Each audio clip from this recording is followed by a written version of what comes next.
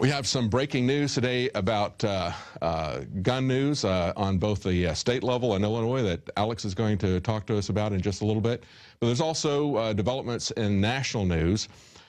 We've got in the Senate, the Democrats are about to push their nuclear option to enact Second Amendment legislation. Now, what does that mean? A nuclear option in this context means that they're going to try to game the rules so that they'll not be able to be a filibuster from those who oppose gun control.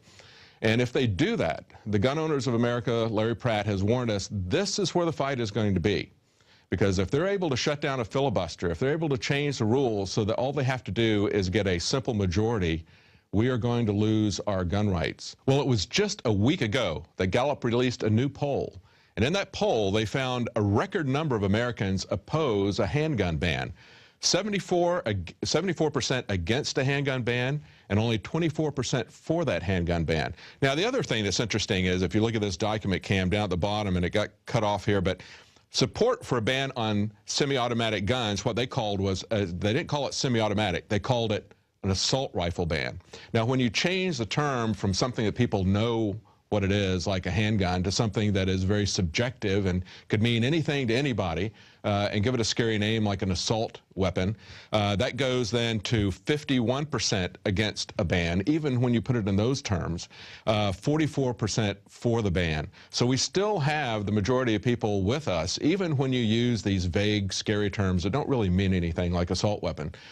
But we shouldn't get too confident about that, because remember that Obamacare passed when the vast majority of people opposed that, because they're going to use these types of games, just like this nuclear option. And what that means is Democrats want a simple majority vote rather than a two-thirds majority or supermajority that is required to put down a filibuster.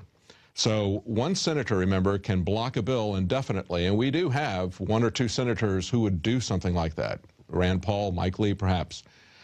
They want to stop that so that with just 51 votes, they can stop a filibuster and they can proceed to vote. And they do have the majority.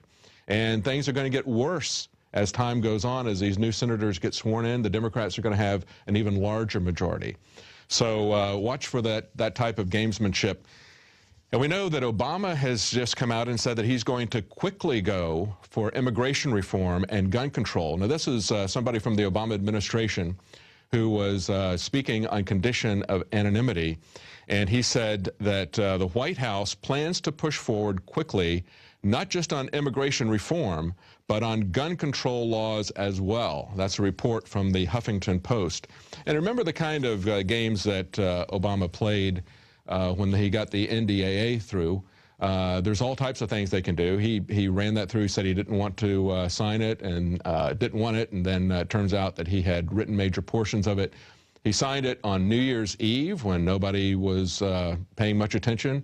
And then they will also do things like they can wait until people are on break, as they did at New Year's Eve. But with the Senate, remember, there's a lot of things coming up. The gun treaty, the UN Arms Trade Treaty that was back in July, that is going to be coming back up again in March. And it doesn't require two-thirds of the senators to enact the treaty. The tricky thing is it only requires two-thirds of those who are present.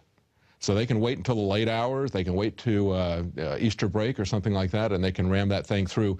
That's a key piece of legislation that they've been setting up for a long time. If they don't get an outright ban, they're going to go for the UN Arms Trade Treaty.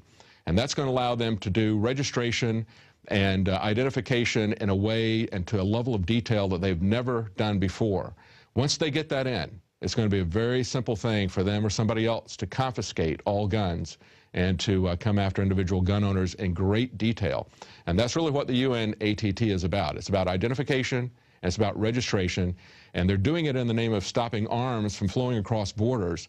And remember, that whole thing was being set up with the Gun Walker program and Fast and Furious, which CBS News, and I believe it was the New York Times, already reported as a false flag. It was set up to demonize the Second Amendment and to use guns flowing across borders as an excuse to take away the rights of law-abiding American citizens to own guns.